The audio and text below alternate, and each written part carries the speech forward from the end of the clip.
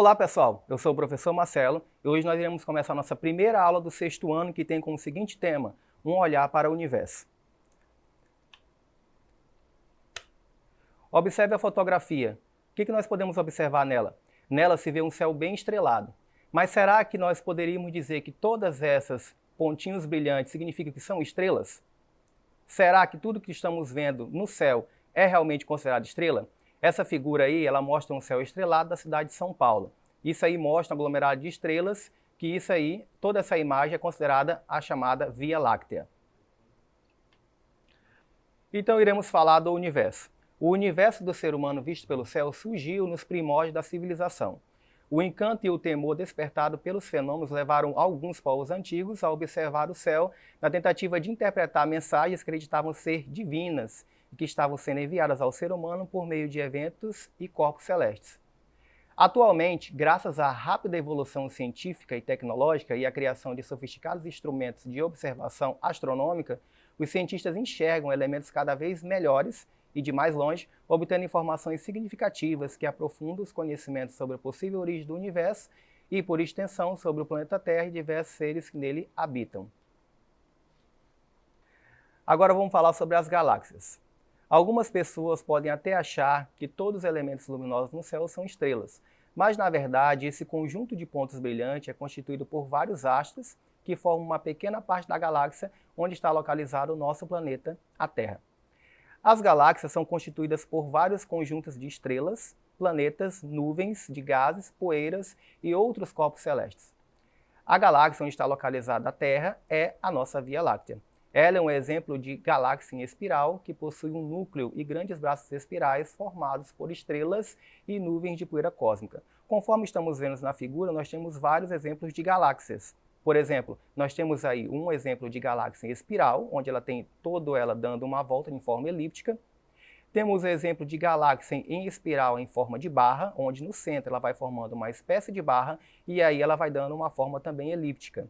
E temos também um exemplo de galáxia irregular, onde esse tipo de galáxia ele não tem geralmente uma forma em espiral. Ele se mistura entre forma elíptica e espiral, dando um formato irregular.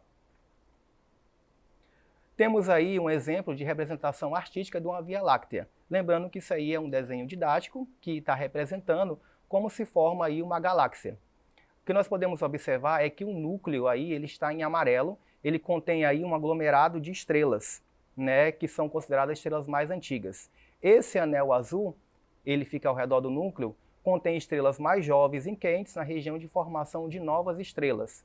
O círculo em branco indica que o nosso sistema solar está localizado nesse círculo mais afastado do núcleo e entre esses dois braços em espiral que se prolongam para fora a partir de um anel. Agora vamos falar um pouco sobre as estrelas.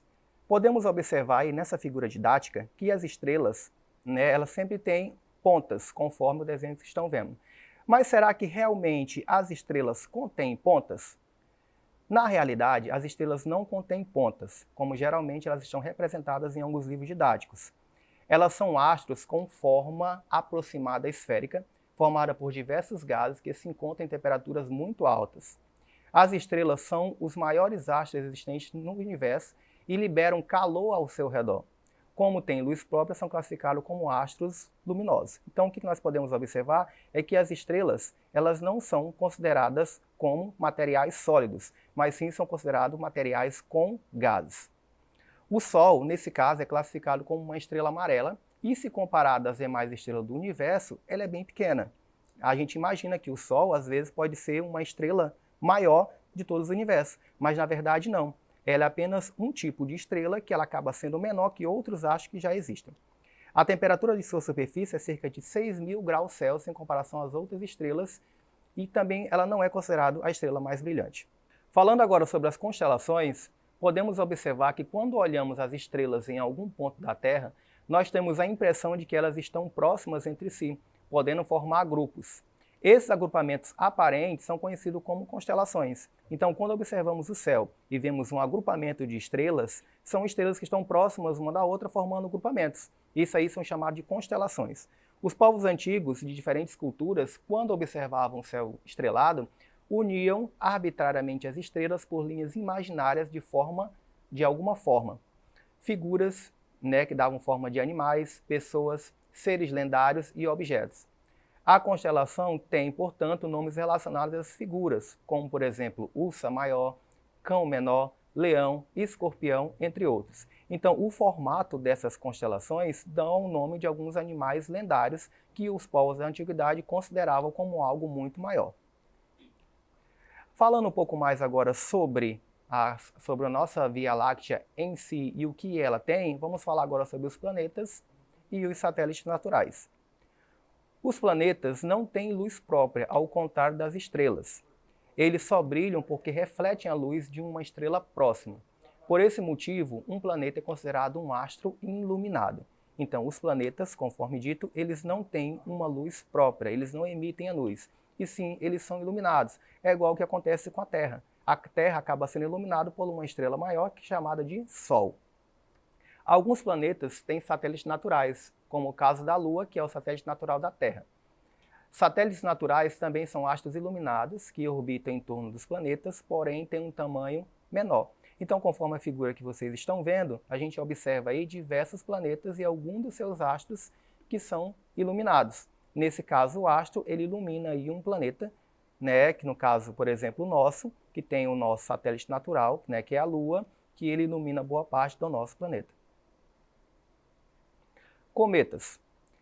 Os cometas são corpos celestes observados e estudados desde a antiguidade. Então, já não é de hoje, né, que os cometas eles estão estudados.